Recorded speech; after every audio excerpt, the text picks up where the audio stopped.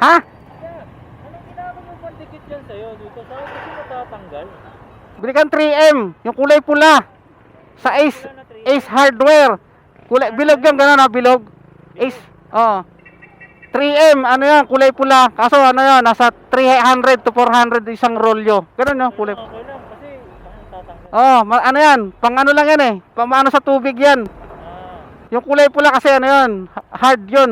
Matagal yun. heavy duty ano? Heavy duty yun. Bilog.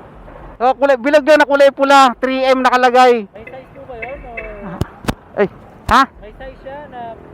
Basta okay sige, 3M na pula. Oh, basta kulay pula 3M na, bilog. Ang halaga nun 300 to 400 sa Ace Hardware. Thank you sir ah. Oy, Ingat po kayo sir. thank you. Ride safe. So, shoutout kay Pops, ride safe sa'yo. So, nagtatanong lang si Pops kung ano daw yung ginamit kong adhesive sa akin na mount. So, yung 3M yun eh, na sa Ace Hardware binili.